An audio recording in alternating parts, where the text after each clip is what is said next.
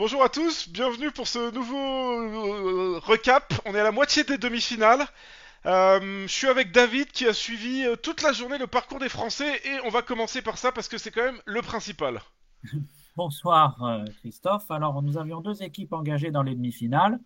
L'équipe senior qui affrontait l'équipe d'Autriche, qui venait de créer la surprise, cette équipe d'Autriche, en écrasant les Polonais, qui étaient parmi les favoris au tour d'avant, et l'équipe dames qui affrontait les Pays-Bas.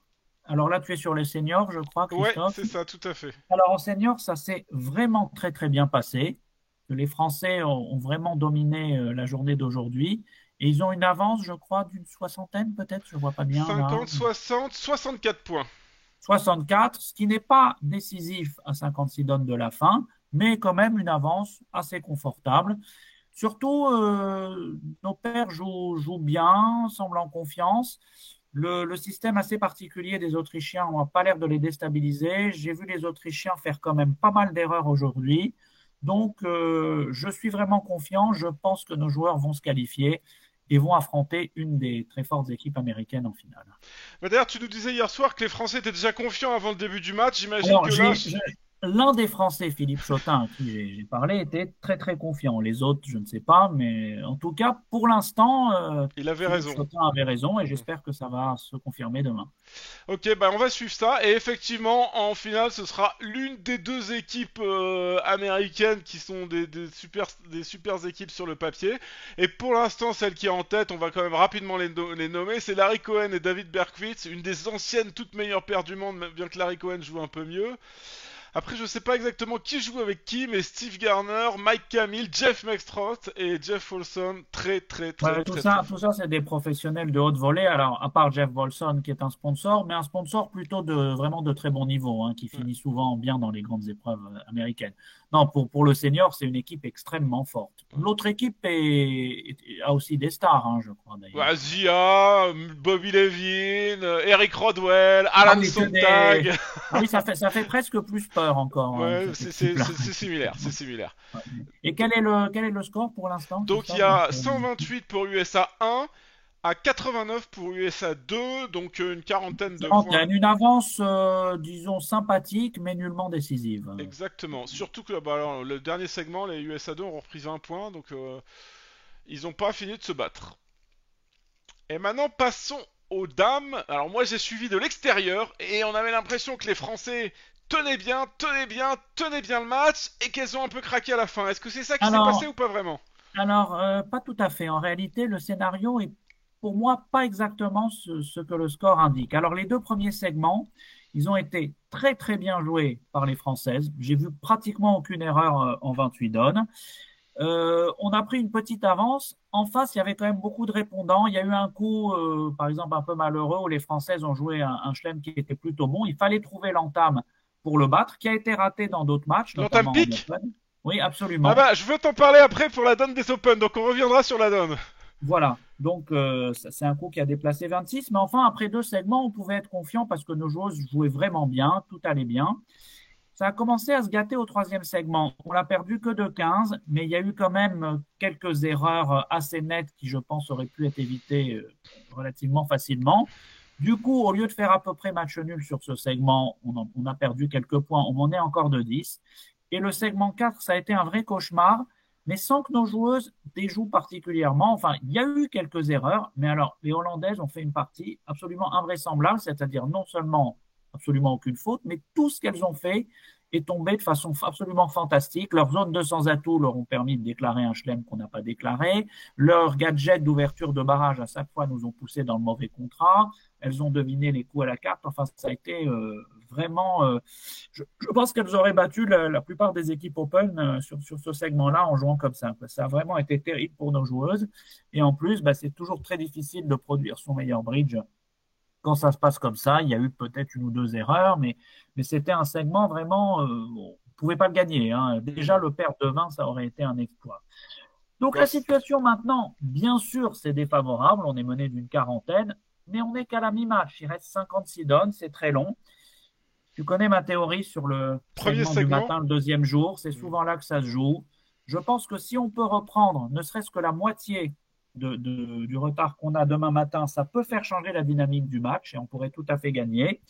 Si on perd encore le segment demain matin, ça sera plus compliqué. Ça, c'est Ok. certain.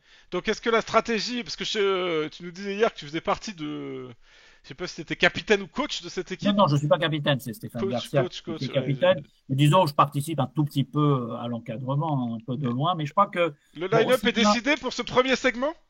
je pense, si j'ai bien compris, que Stéphane et Wilfried, l'entraîneur national, sont tout à fait d'accord avec ma théorie qu'il faut mettre sa meilleure cadrette au Ok. dernier segment. Alors, bon, même si je dois dire qu'aujourd'hui, Anaïs Leleu et Margot Curé-de-Beaulieu, qui sont la paire a priori la moins expérimentée, me semblent peut-être avoir été celles qui ont le mieux joué. Je les ai vues très très peu fautives sur les trois segments. Donc, on peut les féliciter de leur partie aujourd'hui. Et simplement, bah, elles ont subi beaucoup de coups de la Mhm. part des Hollandaises au quatrième segment, comme d'ailleurs leur coéquipière à l'autre table. Alors, avant de parler un peu de la Bermuda Bowl, je rappelle à tout le monde que demain à 10h, vous pourrez donc continuer à suivre les Français et les Françaises. Et je te pose la question à toi, David, qui sera régulièrement aux commentaires. Par quel match vous voulez commencer? Est-ce qu'on regarde les Françaises pour voir si elles arrivent à gagner Alors, ce segment très important? honnêtement, je pense que c'est plus intéressant de mettre les Françaises. Nos seniors, ils ont quand même une avance confortable. Les Françaises, ça peut être, et on espère que ça va être le segment un peu décisif où elles vont reprendre des points, où le match va tourner.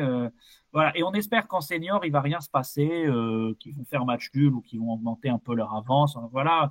Donc, on Ok. souhaite du grand spectacle et dans le bon sens dans le match des Françaises, parce que c'est là où on est en retard. Eh ben alors, on va pousser pour ce match-là et on va s'assurer que vous ayez ce match-là demain matin.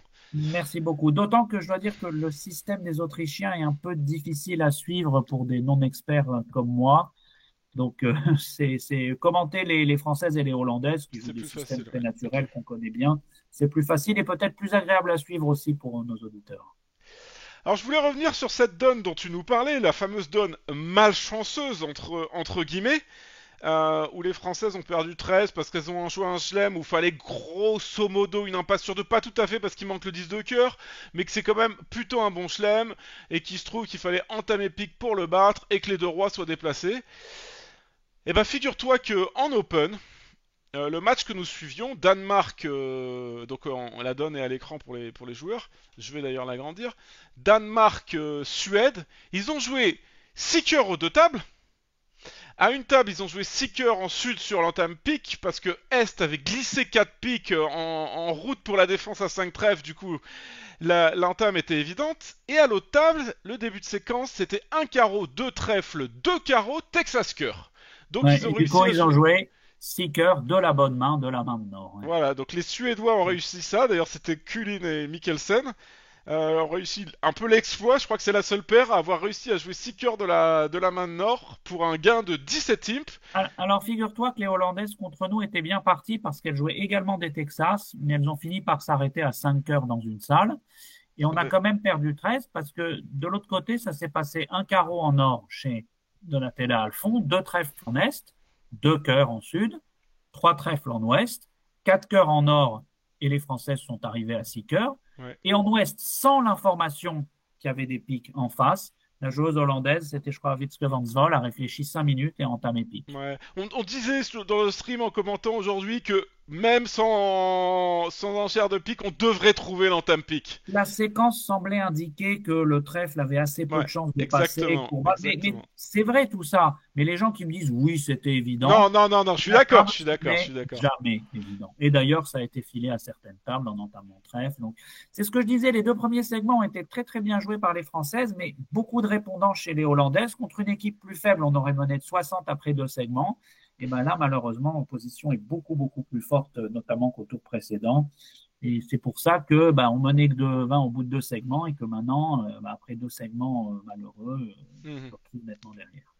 Alors je vous fais un point rapide sur la Bermuda Bowl. Donc il y a deux matchs avec deux clairs favoris, on en parlait hier. Dans le premier match entre la Belgique et les USA, les USA sont devant.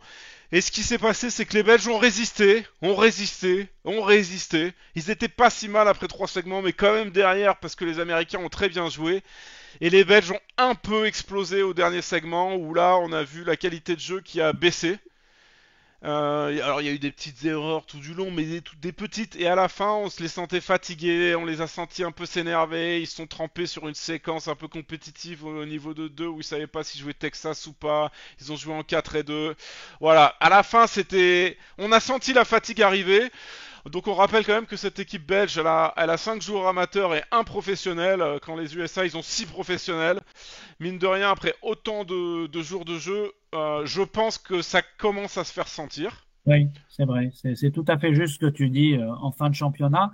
Les USA, non seulement ils sont tous professionnels, puisque, rappelons-le, ils n'ont pas de sponsor, mais à l'exception d'un joueur, ce sont des joueurs plutôt jeunes, me semble-t-il, voire très jeunes pour certains, hein. C'est, Alors, c'est Eddie juste. Wald, c'est assez exceptionnel parce que lui, il est plutôt senior, Ah mais bah il a les gagné autres, la Senior Bowl. Il a été champion du monde senior. il me Ouais, semble ouais, bien, ouais. c'est assez exceptionnel. Mais les autres, bon, Herb Batters, ce sont des gens qui ont dans les quoi, 35-40 ans, peut-être, Je quelque pense chose qu'ils comme ont un peu ça. plus que 40. Après les autres, les Adam Gross. Kolesnik, il est encore junior, ça je sais. Kolesnik, je crois qu'il a 20 ou 21. Et Kaplan et Grossac, ils doivent avoir à peu près mon âge. Je pense un peu plus jeune. Voilà, il doit 35, on va dire. Gonsack, il a moins, je Ouais, pense, hein. 30, je dois y avoir Je entre 30 et dirais 35, ouais. 32, peut-être Ouais, quelque chose comme ça. Ouais. voilà. Ça joue aussi, ça. Exactement. Et dans l'autre match, le Danemark contre la Suède, et ben là, c'est toujours ce que je dis, j'ai dit plusieurs fois en parlant du Danemark, c'est que le Danemark, à part Dennis Bilde, c'est pas des joueurs qui techniquement sont au top du top du top niveau. Mais par contre, ils vont toujours jouer très très très très bien et il va falloir les battre sans jamais faire d'erreur. Et c'est ce qu'arrive à faire la Suède. J'ai envie de dire que les Suédois jouent juste très bien, très solide et gratte petit à petit, sans faire de faute. Mais le Danemark ne lâche pas du tout et va pas falloir que la Suède vrille sur le Et ce moindre qu'il y a, segment. c'est ce que je disais aussi hier, Christophe. Les Suédois, ils me semblent imperturbables, vraiment, quoi qu'il arrive. Et on a l'impression qu'il y a une telle qualité technique chez eux. Alors, il peut arriver un segment complètement fou où le Danemark renverse tout, mais on a l'impression quand même qu'en 112 donnes, ouais, la Suède, c'est tellement fort techniquement. Mais Je me tu vois, rappelle c'est quand on c'est des les a coups comme vus la donne qu'on. venir jouer contre nous à Paris, où on avait pris une raclée, hein. Ouais, ouais. Mais c'est un peu comme Donc, la donne qu'on vient de regarder. La donne où c'est un coup de 17. Alors 17 c'est énorme. Mais disons qu'ils en font 4 comme ça. Et puis ils vont marquer une fois. Et puis à la fin, en une journée, bah, ça fait 30 imps de différence. Voilà. exactement, Alors exactement. là, c'est même pas 30 imps, hein, c'est 22 imps. Donc tout ça pour dire que Oh oui, les. c'est pas du tout énorme, hein. Non, Le non. Danemark peut tout à fait gagner. Et là encore, qu'est-ce qui va être, à mon avis, très important? Le segment de reprise demain matin. Si le Danemark à domicile met le feu, que les Dons s'y prêtent et que il touche quelques coups, ça peut faire tourner. Mais ce qu'il y a, on a l'impression qu'avec la Suède, supposé même qu'ils perdent 40 points demain matin, qu'ils commencent à être menés, ils s'affoleront pas. Ça fera pas forcément changer la dynamique du match. Donc, Alors là où je suis d'accord avec toi, c'est que Dennis Bilde, il peut mettre le feu. Par contre, il y a un joueur parmi les Danois qui peut mettre le feu. Nous, on regardait et je comprenais pas. Là, il y a une donne que je voulais te montrer pour terminer.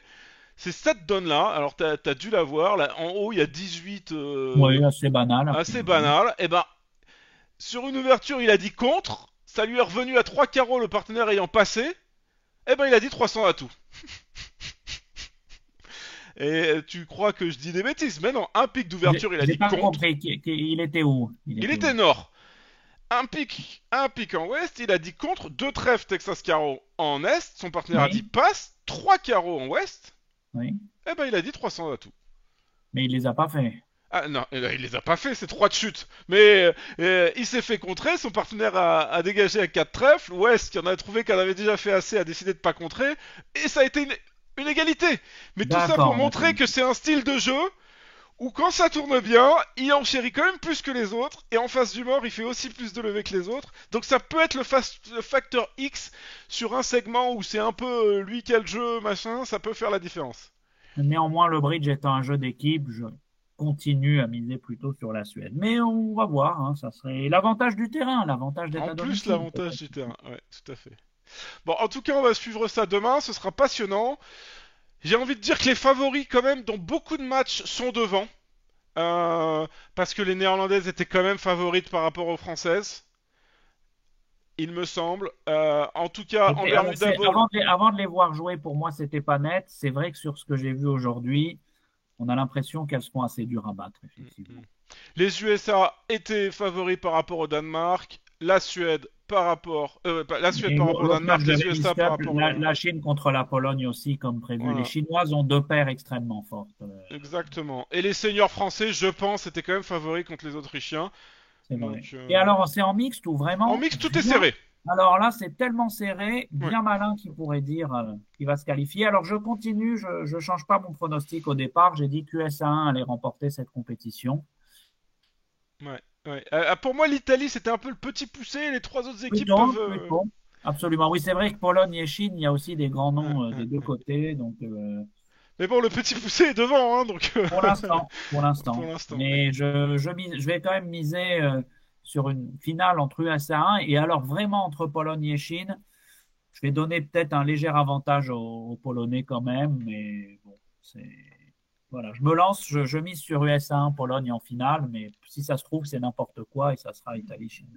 Alors, dernière chose, avant de conclure, tu devais revenir vers nous avec cet appel d'hier. Oui, alors, bon, je vais pas rentrer dans les détails, hein, c'est une histoire de un contrat à 300 atouts chuté par une joueuse polonaise, elle aurait pu les faire. Elle estimait qu'elle avait une mauvaise information à l'entame. La feuille de convention des Américaines, c'était pas assez clair. Bref, après une longue délibération, après avoir interrogé des joueuses, etc., ils ont décidé, je crois que le contrat, avec la bonne explication, n'aurait pas toujours été chuté, mais aurait été gagné, pas une fois sur quatre ou quelque chose comme ça. Ça suffisait à leur rendre trois ou quatre rimes. C'est comme elles avaient perdu de 1. Ça a suffi. Je ne vais pas vous décrire en détail la réaction de certaines joueuses américaines, et certainement pas en répétant les mots que j'ai entendus dans leur bouche, parce que Mais à on cette peut dire qu'elles étaient heure-ci, déçues. c'était plus que déçu. Les propos ont été assez violents, et voilà, D'accord. je ne peux pas les répéter dans une, comment dire, une émission familiale comme celle-ci. Ok, mais en tout cas, ça a permis effectivement aux Polonaises de se qualifier contre les Américaines. Voilà. Eh ben écoute, David, un grand merci. Et donc, alors on te retrouve quand aux commentaires demain? Alors, demain après-midi, Les deux segments? je crois, oui, oui, en Ok, compagnie toujours d'Adrouane et Labbé. ok, ben on finira la journée avec toi et on la commencera dès 10 h sur la chaîne Twitch de la FFB. À demain à tous À et demain, bonne chance merci à nos Français. Christophe, salut.